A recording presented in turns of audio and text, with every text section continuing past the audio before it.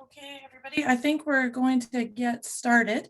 I'm my name is Kirsty. I'm helping out on the technology side of things tonight, and I will hand you over into the capable hands of Jeannie, who will start us off on tonight's presentation.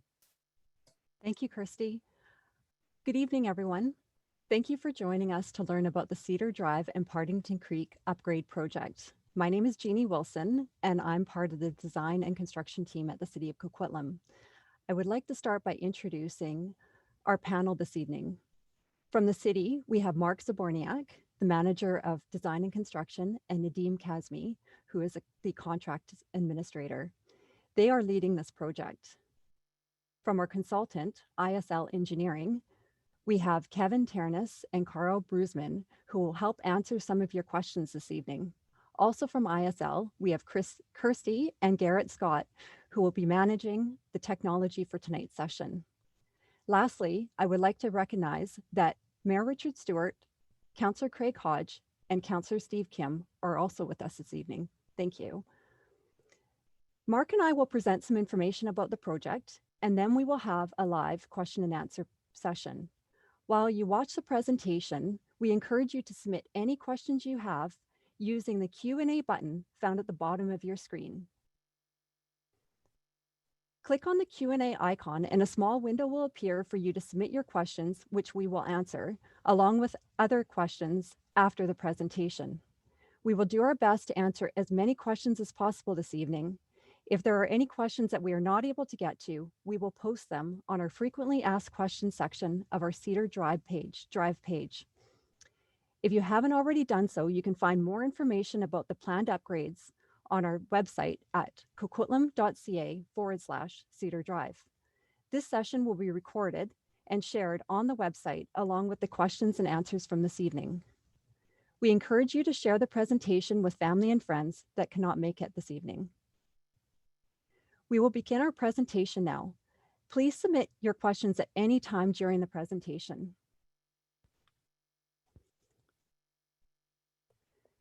Welcome to our presentation about the Cedar Drive and Partington Creek Upgrade Project. This is the largest project that Engineering and Public Works will be undertaking over the next 5 years. The Cedar Drive and Partington Creek upgrades will provide a number of improvements, which include new sanitary and drainage facilities, the relocation and raising of Cedar Drive, which will reduce flooding, and widening the upper section of Cedar Drive. This project will benefit local residents, support future development, and enhance the environmental conditions in Partington Creek. There are a number of objectives that will be achieved with this project, such as underground utility improvements, drainage and environmental improvements, and road improvements.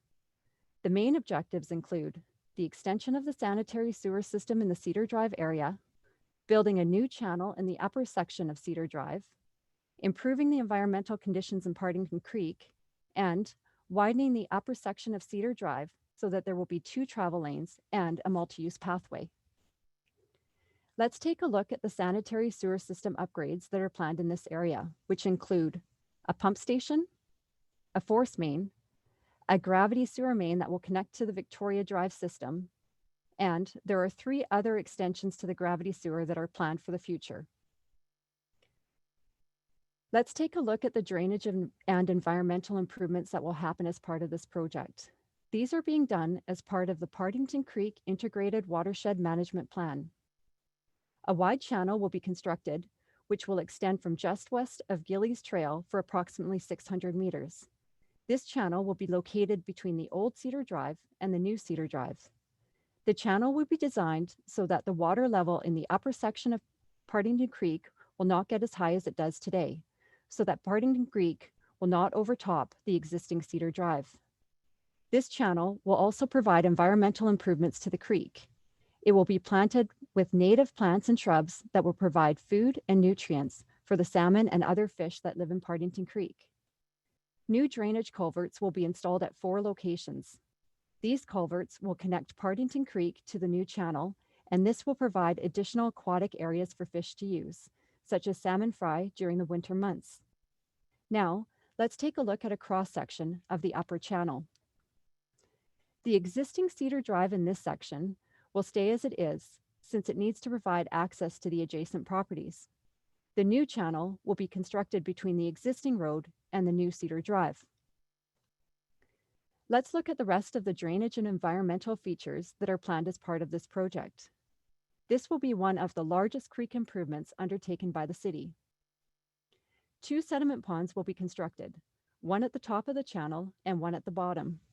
The sediments will then be collected by our work crews on a regular basis, which will reduce the amount of sedimentation in the creek. In addition, we plan to provide some in-stream improvements to a section of the creek. Let's look at a cross-section in the lower part of the project. In this section, the old road will be removed, but the utilities between the road will need to be kept in place. The new road will be raised and moved a few meters away from the creek to allow for some improvements to happen in the creek. The new road will be constructed wide enough to better accommodate 2 lanes of traffic. A multi-use pathway will be built between the roadway and the creek, and lighting will be installed for both the roadway and the pathway. Now, let's take a look at how the work is planned to happen over the next few years. This spring, we plan to bring in gravel and fill material to build up the area where the new road will be constructed. This is called the preload phase. Initially, the gravel and fill material will be substantially higher than the existing road to allow for settlement. Due to the soil conditions, the preload will need to be in place for approximately 18 months so that it will settle to the appropriate level needed for construction. We will also be treating the knotweed within the creek. In 2022, we will work with more preload in the lower section of the project. We also plan to build most of the sewer system, including the pump station, the force main, and sections of the gravity main. In 2023, we plan to construct the environmental channel, the new roadway, the sediment ponds, and complete the creek improvements. The gravity sewer in the upper section of Cedar Drive will need to be installed within the old road, and this will need to happen after the new road is in place. Roadwork in the lower section of Cedar Drive is not planned within our current 5-year capital plan. The creek improvements and gravity sewer in this section will happen when this section of road is built. We would like to keep you informed throughout the project. If you would like to receive construction updates, please sign up for Cedar Drive Upgrade at coquitlam.ca/notify me or via the link on the main Cedar Drive page. Now I'm going to hand it over to you, Mark. Thank you. Thank you, Jeannie. I'm going to focus a little bit more on the environmental work that we're doing, as well as the project schedule. Before I do that, I just wanted to remind everyone that if we're not able to get to your questions today, please give us a call at this number or give us an email. We're very happy to answer questions and discuss the project. Next slide, please. So in terms of the environmental work that we're doing, it's a large channel that's being constructed, a large environmental channel. It's 20 meters wide by 600 meters long. During heavy storms, water from Partington Creek will overflow into the channel. This will protect the roadway, the existing roadway. It will protect the creek, and it will protect the bridges that connect from the old Cedar Drive to the adjacent homes. There's 4 culverts that will be installed that will allow water to get from some of the water, or a little bit of some water to get from the creek back, please, from the creek into the channel. This will support riparian plantings as well as aquatic habitat in the creek. We will be working on treating the knotweed that exists along the corridor, starting at Victoria Drive, or from Victoria Drive and Cedar along the corridor to Gillies Trail and Cedar Drive for the entire length of the creek and road in this area. If any, and our consultant, or it's Diamond Heads Consulting that will be doing that work. If there's any property owners that are interested in participating with us, we're happy to partner with them, and we will be providing their contact information on our website. Next, I'd like to talk a bit more about the schedule. So as Jeannie mentioned, this year we're mainly focused on preload, which is the yellow line along 4300 Oliver is where most of that's happening. That's this year, as well as the preloading the pump station location. This work will be mainly off of the roadway. It will be involve a lot of trucks but the trucks will be, so there'll be a lot of trucks, but the work is not going to be affecting the traffic very much along Cedar Drive. In next year, we'll need to continue with preloading, but we're going to be focused on the sewer system, starting with or part of that is the pump station, which is the large red dot. From the pump station, we will be installing a gravity sewer from the pump station towards the west and then up to Victoria Drive. Within Cedar Drive, that is going to be a fairly deep excavation. Cedar Drive is narrow. There will be traffic impacts and there will be detours. The other part of the sewer work that we're doing next year will be the force main, which will extend from the pump station to the intersection of Lower Victoria and Cedar Drive. We're going to attempt to drill that force main in place, which would greatly reduce the impacts of that construction. We're not sure if that's feasible, but that's what we'd like to do. We're still looking into that. Next slide. So we're now ready for some questions.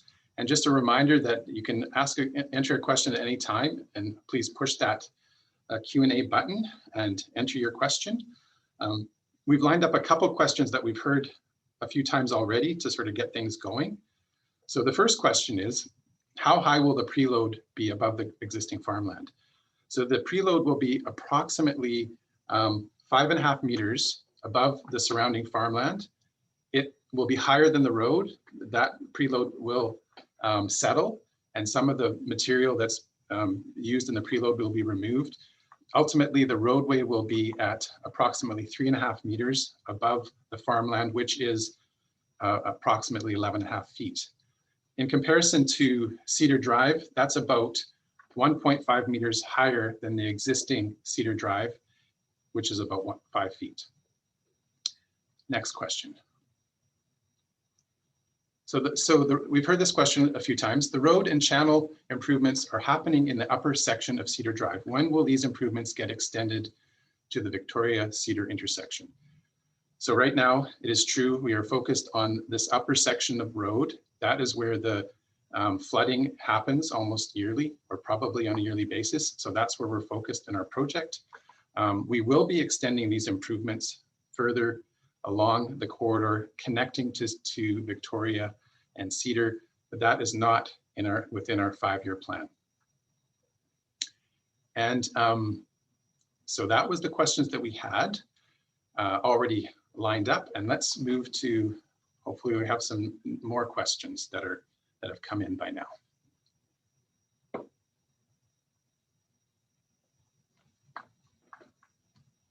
Can you estimate the impact on traffic to Oliver Road and Minikata Lodge?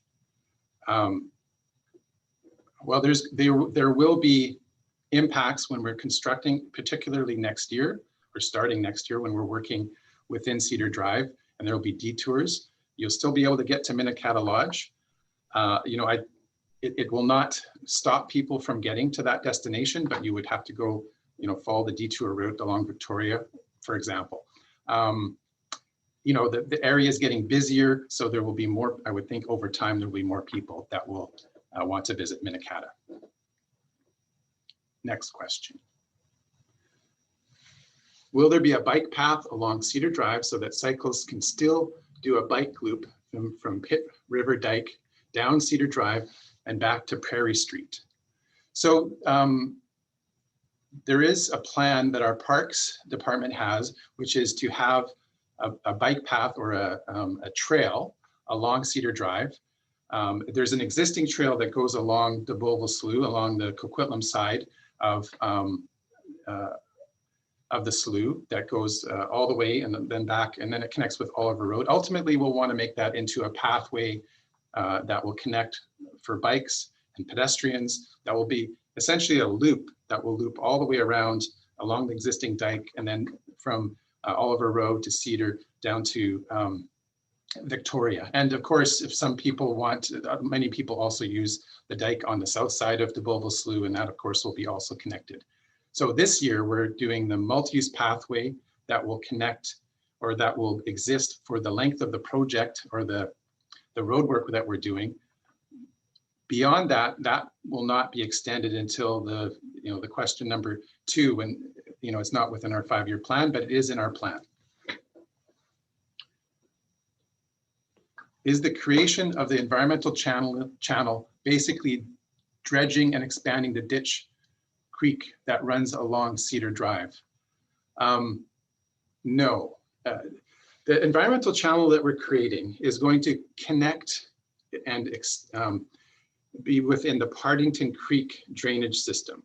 So it will expand upon that habitat, which has a lot of fish. It's, I think, one of the best and highest runs of salmon that is around. We're going to be enhancing that system. It's actually enveloping that farm ditch that runs along, if I'm understanding this question correctly. It will take up that area, but the environmental channel that we're constructing is enhancing Partington Creek. Next question.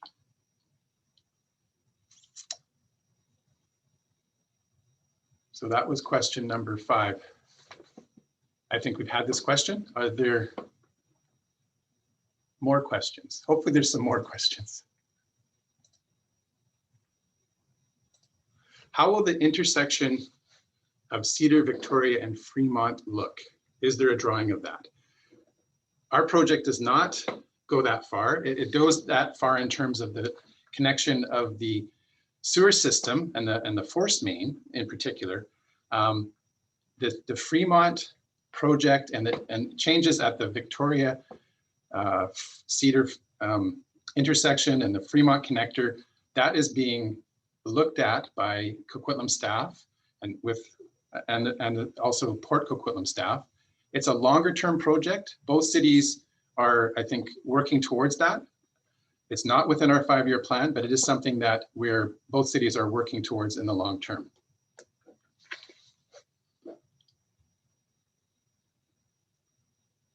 The Cedar Drive Road is already narrow. I just have to move my screen a little bit. If there are a lot of big trucks moving along the roadway, it may create a safety concern. That's true. So there's already trucks that follow that route, and traffic needs to be careful and slow down when trucks we'll have signage. We'll certainly let people know about the construction. I mean, part of the project is to improve Cedar Drive. So we can't improve Cedar Drive without using trucks. And so it's a chicken and egg, but the project ultimately will improve conditions on Cedar Drive. And as construction is happening, we will need to have a plan in place for dealing with the truck traffic and the other traffic. Question 8. I think we had this one already.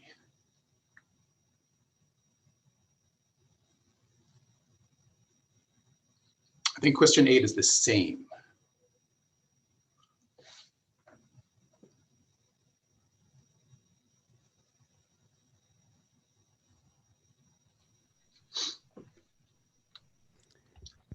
We're trying to keep up. I'm sure that it's difficult to have these questions converted from or put into this queue.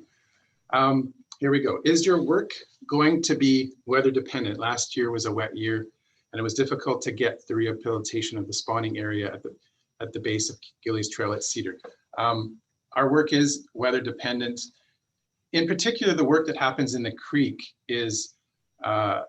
needs to happen in the window when fisheries work can occur. So since that is a salmon creek, Partington Creek, it can only be done really between August 1st and September 15th, typically. So that's why that's limited to that time frame. However, other types of work, is impacted by weather, but not to the same degree. And certainly we need to, and this project, as you've seen, is a 3 to 4 year project. So there'll be weather times when there'll be raining and we can't pave, but there'll be times when the weather's good and we'll be working.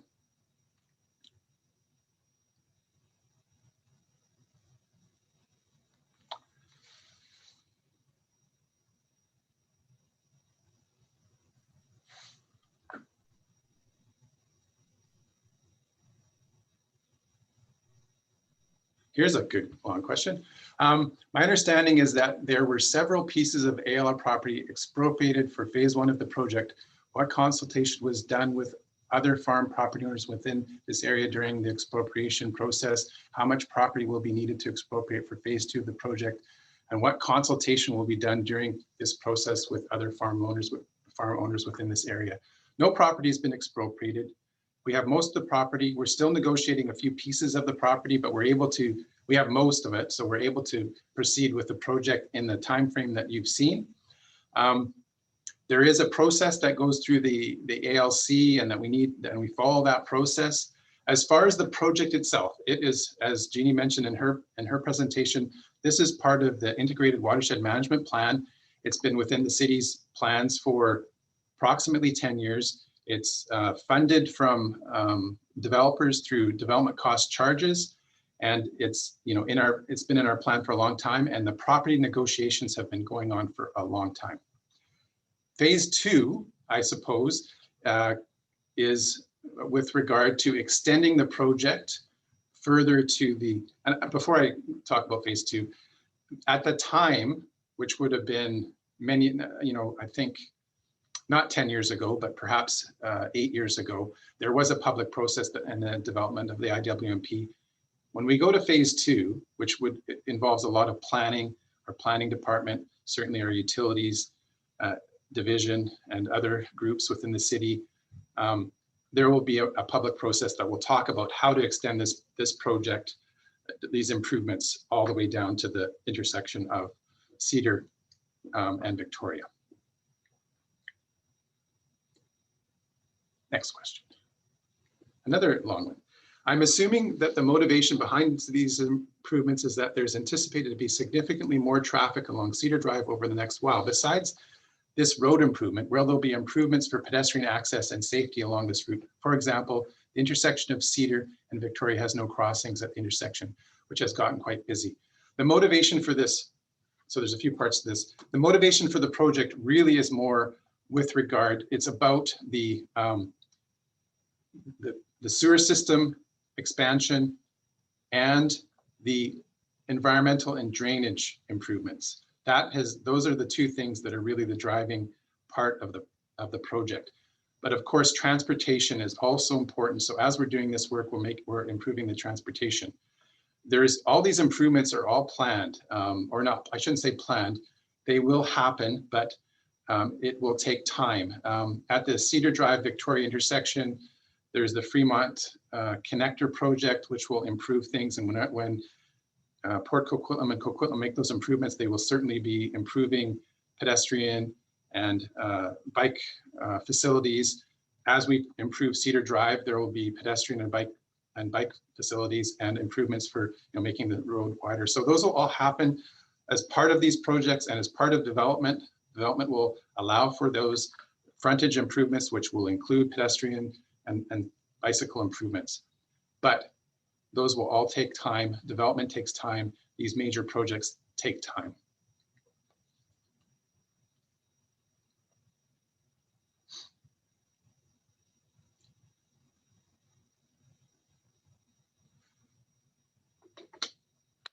So we'll just wait for the next, it could be another long question, and we'll see if, oh, it's a few parts to this question.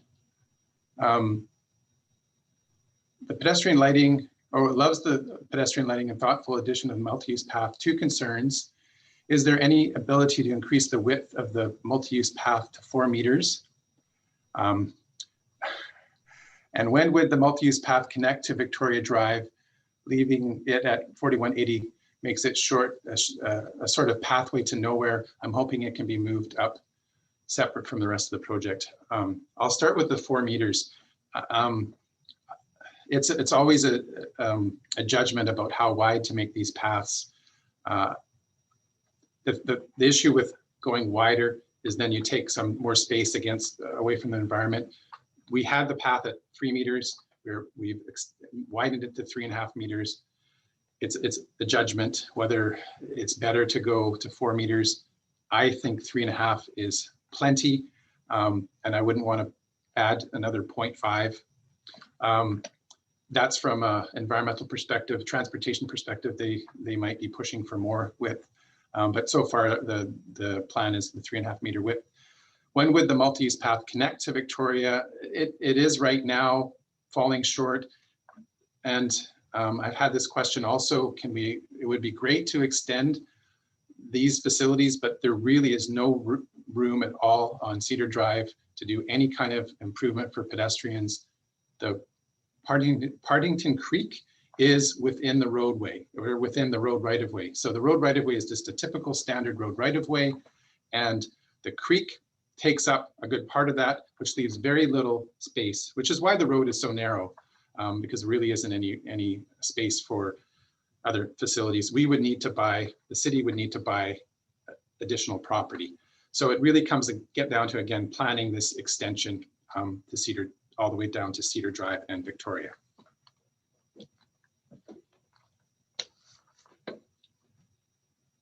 Question 13, which route will the dump trucks be encouraged to take? That is along Cedar Drive, Poco, or using Victoria Drive.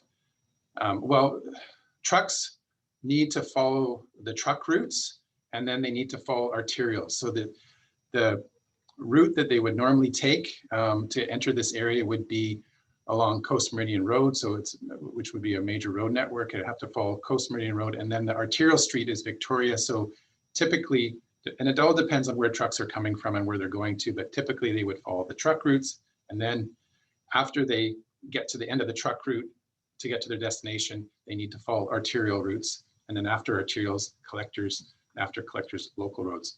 So between those two, I believe it would be Victoria, because Victoria is the arterial and Cedar Drive is not.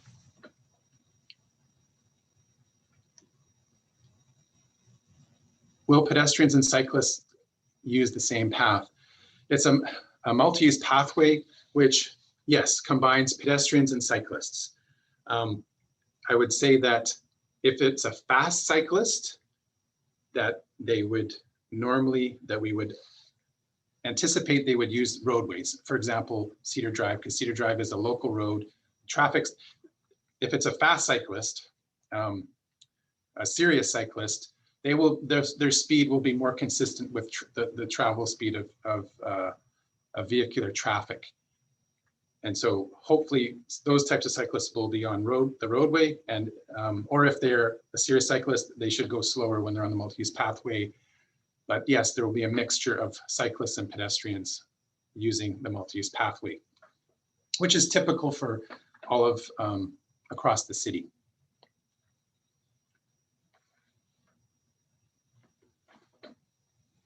How does the Poco side of Cedar Drive connect to Coquitlam side? Again, the Fremont connector is something that is in the works between Port Coquitlam and Coquitlam. Not part of our project. It's a longer term initiative.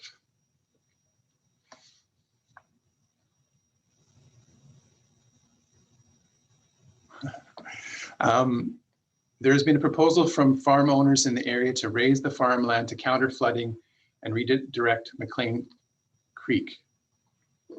Does this work together with this proposal? McLean Creek is separate from the Partington Creek watershed. So I would say yes, this would work with, it would be a separate initiative. The idea we have heard about the idea to raise the farmland. That I would say is a much longer term project. It's a very large project. It's in some ways it's unique, and I don't know if I've heard of this idea before. It talks about, or it speaks to the issue of sea level rise and the need to look at how to deal with sea level rise and how to deal with the existing Coquitlam dike. It's again, I think it's a longer term schedule for that, and that kind of idea, and a lot of issues to resolve. I mean, the Cedar Drive, Partington Creek project that we're working on is complex. This idea is, I think, much more complex and much more long-term, but the answer would be yes. those two do work together.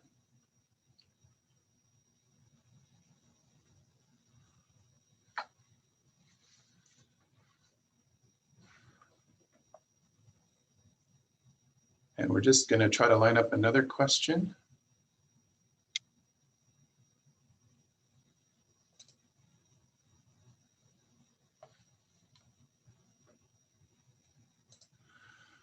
Question number 17. Was there any time spent to look at putting Partington Creek back into its original channel rather than leaving it on the north side of Cedar Drive? You know, this has been talked about, I think, in the past, and that is one of the ideas with I think the farmers that are talking about raising the farmland. The current project that we're carrying out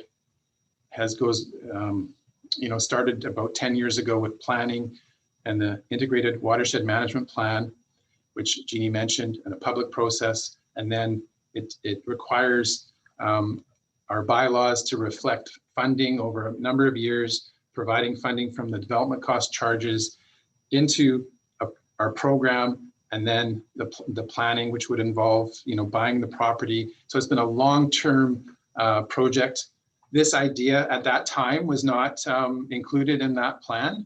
So we're carrying out the plan as it is, and as the planning of the city has happened over the last many years.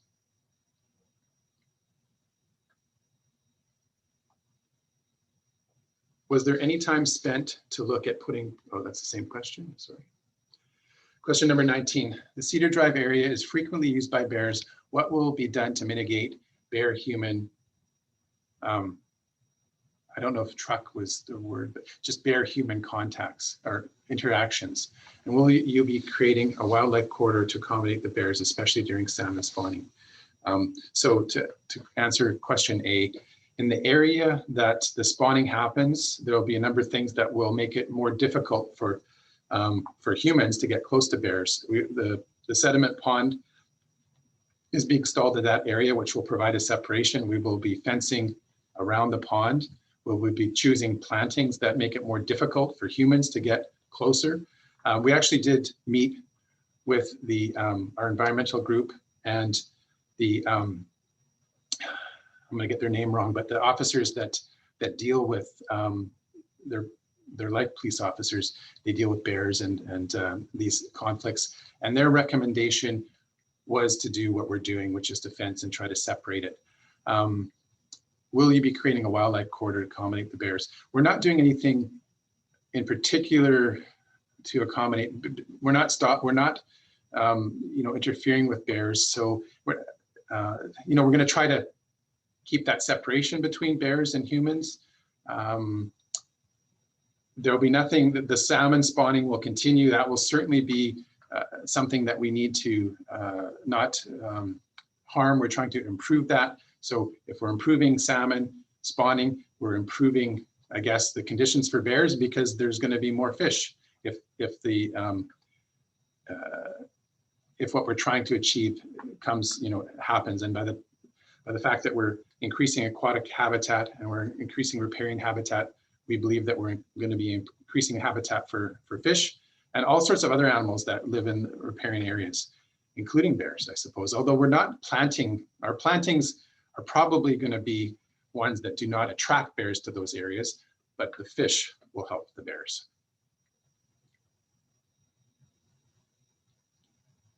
Next question.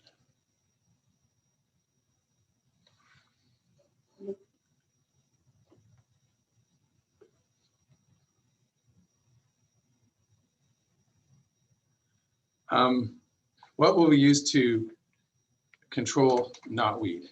And we've looked into this, we've talked to various experts, and we thought, one of my thoughts was that perhaps we could physically remove it, but apparently that is not the thing to do with knotweed. That probably makes it worse.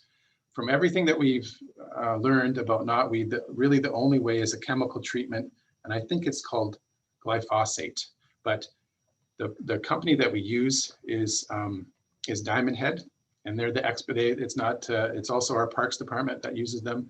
And they're kind of the experts, the local experts. So we do rely on their expertise. And I think that's really the only way you can control knotweed. This plan shows Partington Creek at the bottom of the hill that will eventually be developed with houses, apartments, lots of roads, etc. How will Partington Creek be protected from the runoff that will be coming down the hill from all of the development? So there's a lot of ways that the integrated watershed management plan, this is only the project that we're working on, the environmental channel, is only one part of that plan. There's a whole bunch of things that go into it, including controls at the source and the amount of soil that's used and the way the development's done to deal with to treat, in some ways, to treat the runoff and limit and absorb some of the flows or the flows from the hard surfaces that are created. And I invite anyone who's interested, there's the Partington Creek Integrated Watershed Management Plan is online at on our website. And if you want to, it's a very lengthy, but I think interesting and well-written document and has all sorts of ideas. The other major part of dealing with runoff is that there's across Northeast Coquitlam, there's a number of large pipes that divert the very large flows away from the small creeks, away from Partington Creek. And that's going to happen in this area as well. For example, there's a pipe like that that's going to be installed along Victoria Drive, which will cut off the large flows and take that to DeBoval Slough, similar to how we've done other pipes that divert large flows in Northeast Coquitlam.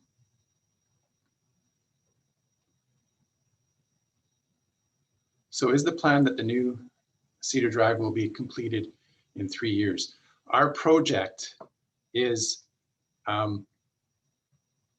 that we've shown in the various documents, I would say is probably more like 4 years, because we have this year, we're going to be starting with the preload.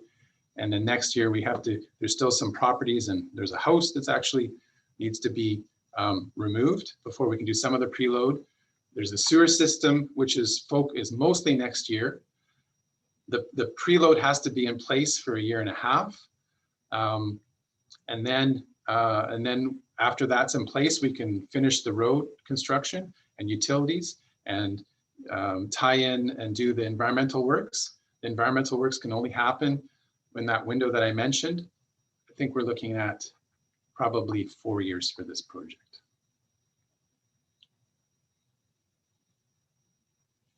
Polygon Development is planning to put a bridge, it's actually a culvert, across Partington Creek to access their 33-acre, 276 townhouse project. How does this fit with the new Cedar Drive? Is Polygon Development helping to pay for Cedar Drive sewer gravity and pump station improvements? So we're aware of Polygon's plan to connect a roadway, which will connect from Upper Victoria to Cedar Drive. We are doing our design with the understanding that that connection will happen, and we're sharing our design with Polygon so that the connection can happen. So it will fit together, and so that part is being considered. And I would say as well that roadway connection is an improvement to the road system, because it provides other ways to get around. And one of the things that we try in our transportation objectives is to provide a grid system to have other ways to get from point A to point B, which reduces the travel time, which makes travel better for all modes of traffic, pedestrians and bikes, as well as any other, as well as vehicle drivers. So that certainly fits that idea of connecting from Upper Victoria to Cedar Drive is something that I think is a good improvement to the road system. Is Polygon paying? So as I mentioned, this project is over 90%. I don't think I mentioned the number, but it's over 90% paid through development cost charges. Polygon and all developers in the city contribute to development cost charges, which will pay for this project, as well as other what we call development or DCC projects. I mentioned the diversion pipe on Victoria Drive. That is a development cost charge project. And so is the sewer system that we're building, and the drainage and environmental system. Those are, and as well the multi-use pathway is also a development charge funded project. So all developers contribute, including Polygon. I would say one more thing, and that is, as part of developments that happen, Polygon and all other developers, there's frontage works that they also have to do, and then the they have to service their developments with sewer systems and water systems and those things.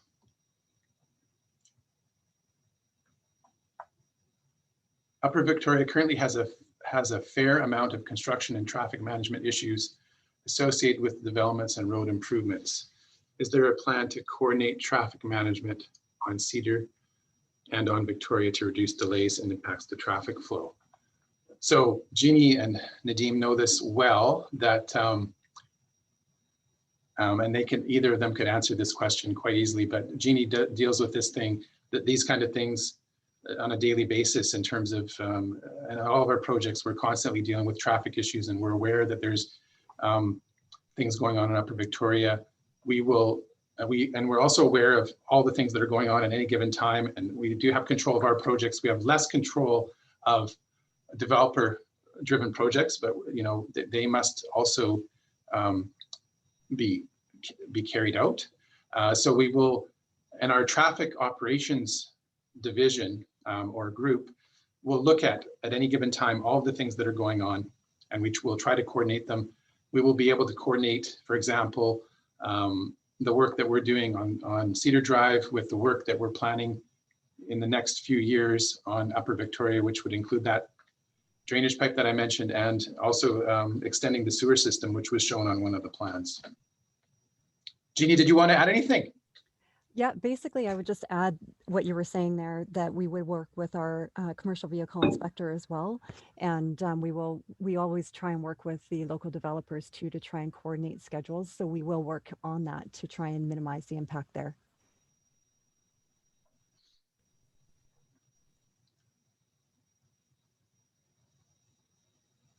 We already had that question. Did you consider rerouting the creek? Where will the preload fill come from? Are you talking gravel or soil? If soil, will it come from Burke Mountain area to avoid invasive plants coming from that area? Yes, we will certainly be looking closely. Now, we don't like using the word soil because soil kind of means like topsoil. So when we're talking about preload, it's gravel. Hopefully it would be glacial till and those types of things. Anything that we use will need to be vetted by our geotechnical engineer, and ISL certainly helps. Kevin and Carl help us with that. We've put out the notice tonight that we're looking for good fill. We're hoping to use it from Burke Mountain, but we would use fill from Port Coquitlam or other parts of Coquitlam. That's one way that we think we can reduce the costs of the project. And if we can get that material that is in the bottom or lower parts of the embankment that we need to build and the preload, we're looking to save those or reduce those. We're looking to reduce those costs. So if anyone knows about any fill, let us know.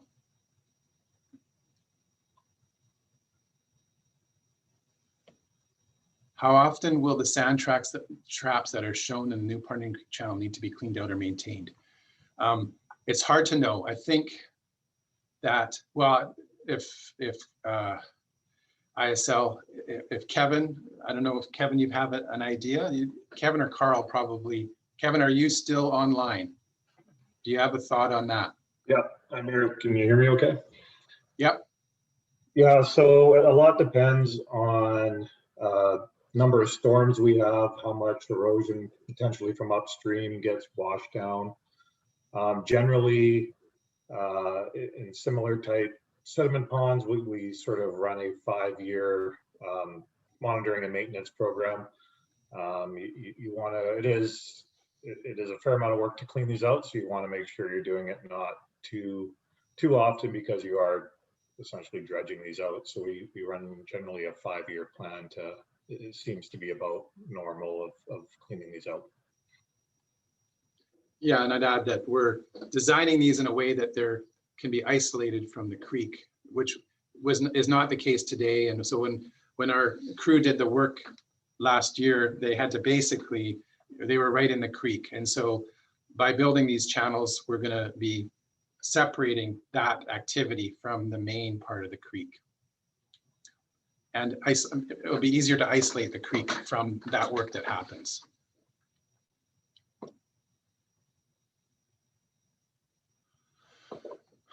Will there be any new access roads from the new developments on the side of Burke Mountain down to Cedar Drive from Upper Victoria? So that was, we talked about that a little bit, and that Polygon is planning to put a road as part of their development that will cut through essentially the middle of their development, which is essentially the middle of the Cedar Drive road within Coquitlam, and it will connect from Upper Victoria to Cedar Drive. And I've already talked about how I feel that is an improvement to the transportation system. My background is in transportation, and increasing the grid of a network improves a whole bunch of parts of transportation, reduces energy use and GHGs, and just makes travel times less and makes it easier to get around. It also creates some redundancy, which is a good thing, because if one of the roads is closed, then you can use the road that's open. In other parts of the city, we have a much tighter grid, but adding that road is an improvement in my view.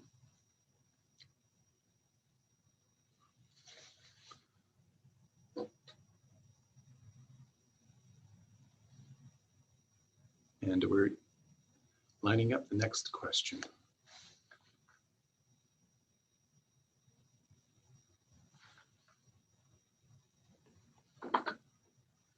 Has the environmental channel that is proposed for Partington Creek been approved by DFO? So the IWMP, the Integrated Watershed Management Plan, was, DFO was part of that. So they have approved in principle, but the specifics will need to be vetted by DFO. Now, the main government that oversees these things is the provincial government, and it's the Ministry of Forest, Lands, and Natural Resources, which does most of the work in terms of the review. DFO gets involved in not as often in work that happens in creeks. In this case, they will be involved because it will involve fish and salmon. Those type, like, they don't necessarily get involved if it's any old fish, but it's salmon, so DFO will be involved. But the main regulatory authority that we need to consult is the province, and we are in the process of doing that.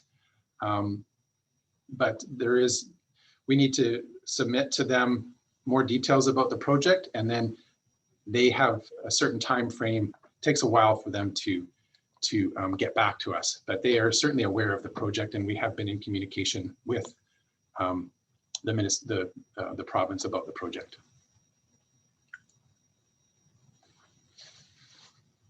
Is there a plan for the material that will come off the mountain, settling in the creek along Gillies Trail, and eventually depositing into the new channel? So there is, and that is the sediment ponds that we mentioned.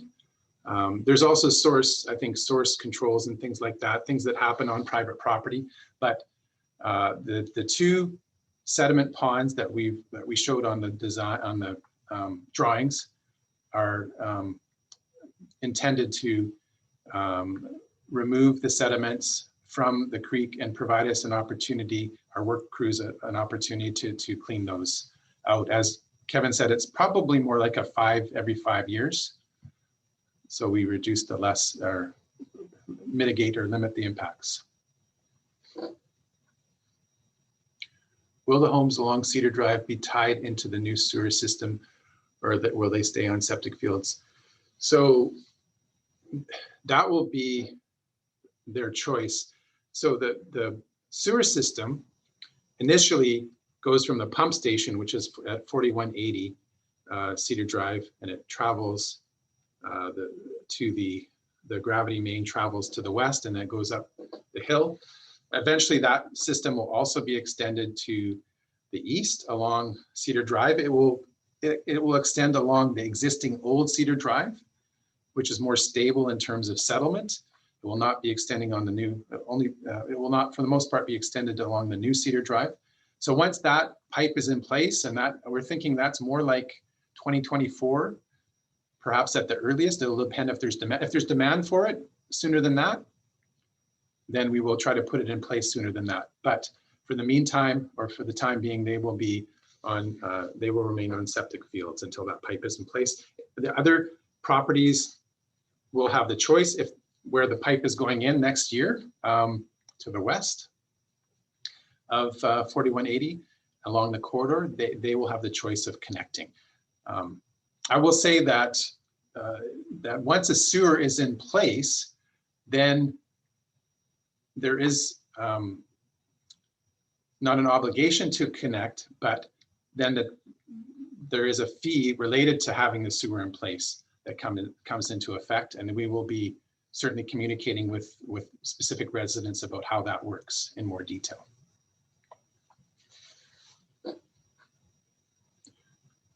Will there be any type of speed controls along the new Cedar Drive to control the speed along the straightaway? So what we're doing to Cedar Drive, or the improvement that we're doing, is widening it, but we're not widening a lot. We're really only widening it enough to have 2 lanes. We're not at this point planning anything other than just keeping it fairly narrow. We're not planning any other types of controls. The speed limit will be 50 kilometers per hour. Right now, it's really difficult, as people know, to cross even 2 regular sized vehicles. We'll be widening it so that it is safer and better in terms of regular traffic that will use it.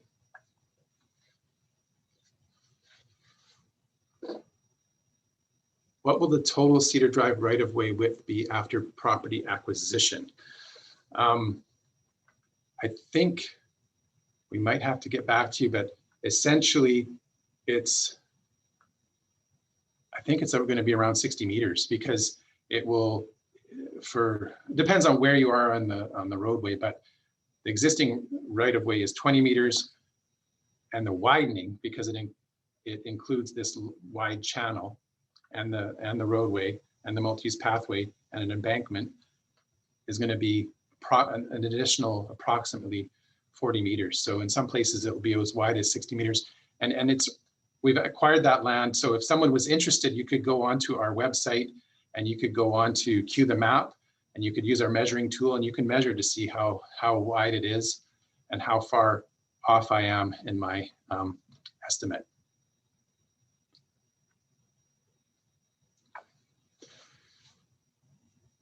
How will I get from the old Cedar Drive into the new Cedar Drive from my property?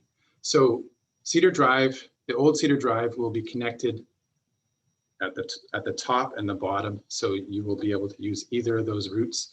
I would say that it will depend on which direction you're coming from.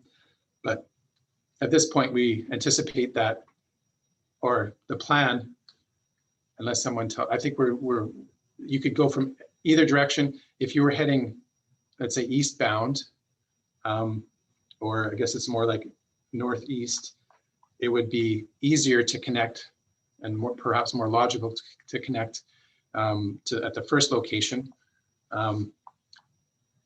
And if you were heading the opposite direction, it would be more. So if you're heading eastbound, you'd connect at the bottom, and if you're heading westbound, you'd connect at the top. And if someone has a specific question like that, please give us a call and we can get into more details about how exactly that will work. We're happy to do that. It's Jeannie's number that's online, and she's happy to answer those types of questions. Absolutely. If anyone wants to call at any time or email, if you have a list of questions that you want to send separately to this event, please do so, and we'll be happy to get back to you on those. Thank you, Mark. So what will happen to the residential bridges that currently across Partington, I always have trouble with that, Partington Creek to access the houses on the north side of Cedar. Well, the bridges, we're not changing the bridges. I would say that we're improving them in the sense that, not so much improving the bridges, but since the project will divert the high flows away from the creek into this new channel, it will mean that those bridges are not going to be overtopped. Right now, I think from time to time, depending on how heavy the rainstorm is, the water level in the creek gets as high or higher than those bridges. So those bridges will be protected by this work. We're not doing anything to them. The long-term plan or concept, and it will depend on, it's very conceptual. It will depend on future development and how that happens. The idea is, as part of the integrated watershed management plan, that somehow the accesses to those properties could happen in a different way, and then the bridges could ultimately be removed if but there has to be access, obviously, to the property before that would happen, before the bridges would be removed. If that's feasible, that's sort of the perspective of the drainage system and the environmental perspective, but it does have to align with how the transportation connections happen. And that's all very far in the future. So we're not doing anything to those bridges in the meantime.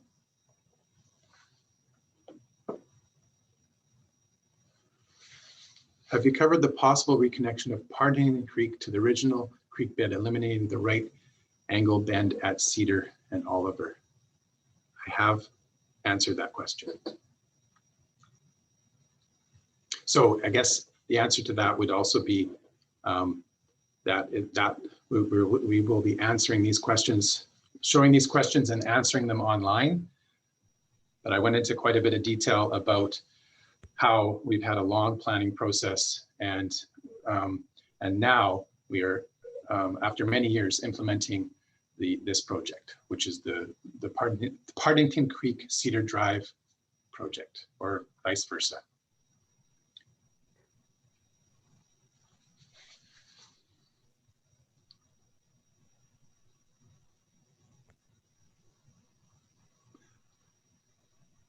So I don't know if we're at 8 o'clock. I'm not sure if we still have questions. I think we're fine to go for a little while longer if we still have some questions. I think we've covered most of the questions this evening, Mark. There were a few people that had trouble getting in right at the start there. So with their questions, if they didn't get answered, we can follow up with them by email. And specifically that last one there, that we can just follow up and follow up with email on that. Okay, I guess that means we're at the end of the session. So again, we'll say that we're happy to, first of all, thank everyone, and thank you for participating. We had lots of interest, and this event really, I think we've been Jeannie's been sending out information about it, and we've been broadcasting things, but it really this event really generated a lot of interest, and so that's a good thing. We're happy to continue to receive more questions and comments, and if someone wants to meet with us specifically about the project, we're free to do that. And again, this information will be online, and the information on how to get, so it's coquitlam.ca, or sorry, www.coquitlam-ca/Cedar Drive. There's a bunch of information, and this presentation will be also added to that. And so you have lots of things to review to understand the project. And we'll be updating. We have a frequently asked questions tab on that page. We'll be updating and adding questions to it. If you have questions that haven't been answered tonight that you think about after this event, please forward them on to just email cedardrive@coquitlam.ca or give me a call at 604-927-3515, and we'll follow up with you. So once again, thank you. Thank you. And thank you and good night.